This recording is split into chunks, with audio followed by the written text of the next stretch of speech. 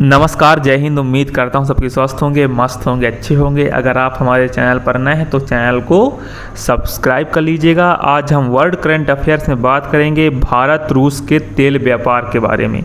आप लोग तो जानते हैं ईरान इजराइल युद्ध के चलते आने वाले महीने में भारत के कच्चे तेल के आयात में रूस के तेल की हिस्सेदारी बढ़ने की उम्मीद है, जो मई में 10 महीने के उच्चतम स्तर तक पहुँच गई थी, लेकिन पिछले 2 वर्षों में सबसे कम हो गई।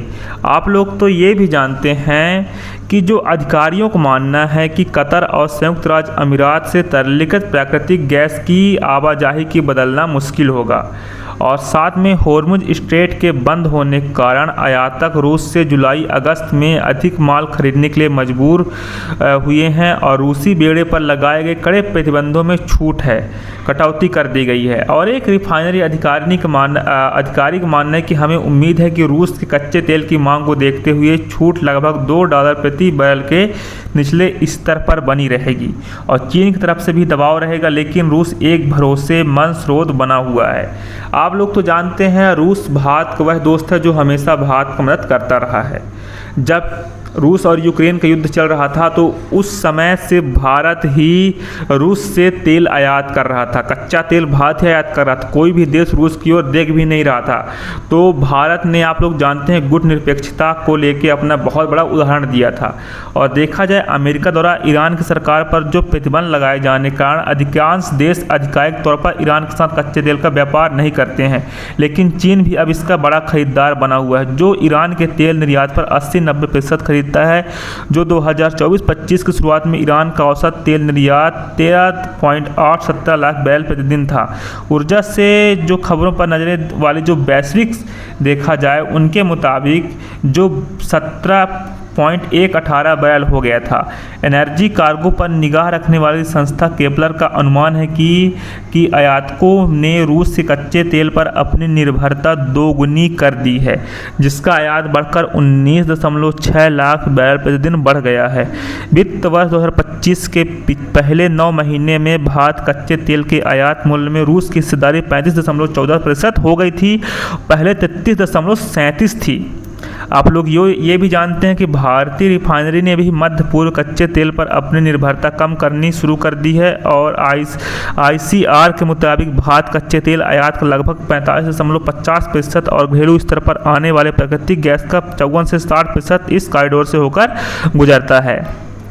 वर्ष 2024-25 में भारत द्वारा आयातित $14.8 अरब के मूल्य के LNG में कतर से UAE से $6.3 अरब और $2 अरब मूल्य की LNG भेजी, जो कुल LNG का 56% से अधिक हिस्सा था, और इसका एक बड़ा हिस्सा दीर्घकालिक अनुबंधों के तहत था। सरकारी कंपनी पेट्रोनेट LNG और गेल के पास फिलहाल कतर के LNG की आपूर्ति के लिए कई लंबी अवधि के अनुबंध हैं, और इनमें सबसे पहला पेट्रोनेट का कतर के साथ 1999 में हस्तांतरित 75 लाख टन प्रति वर्ष का अनुबंध भी है।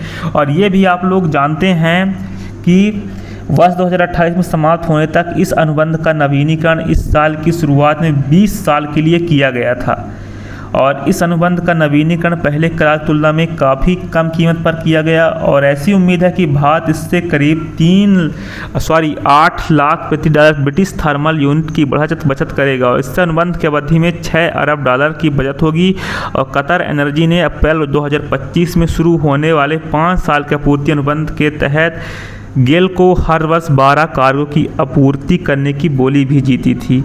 और वहीं दूसरी ओर देखा जाए तो BPCL का UAE के जो ADNOC के साथ 5 साल तक के लिए 24 लाख टन की आपूर्ति का करार अप्रैल में शुरू हुआ था। 24 लाख टन की जो पूर्ति का करार हुआ था, तो उसमें BPCL UAE के, आप लोग जानते हैं, ADNOC के साथ जो 24 लाख टन की आपूर्ति का अनुबंध था, उस पर जो कमीशन किया गया था वह अप्रैल में शुरू हुआ था। और साथ में आप लोग ये भी जानते हैं मित्रों कि जो लॉजिस्टिक्स और कीमतों में सबसे बड़ी चुनौतियों के बावजूद इसका एकमात्र सबसे बड़ा वैकल्पिक स्रोत अमेरिका था। रिफाइनरी के एक अधिकारी ने कहा, अमेरिका से एलएनजी आयात पर पहले से जोर रहा और हाल में तनाव बढ़ने से पहले ही वर्ष 2025 में अमेरिका से इस पार खरीदारी बढ़ने की उम्मीद थी, लेकिन लागत अधिक हो गई। करीब $2.46 अरब की एलएनजी भेजकर अमेरिका वित्त वर्ष 2025 में भारत के लिए एलएनजी का दूसरा सबसे बड़ा स्रोत बन गया, जो पिछले वर्ष तीसरे स्थान पर था। दोस्तों, ये था न्यूज। उम्मीद करता हूँ वीडियो आपको पसंद आई होगी, ना भी आई होगी तो आप लोग फ्रेंड बातें कर लीजिएगा। 2025 सिर्फ आपका है, फोड़ दीजिए इस साल को। जय हिंद, जय भारत।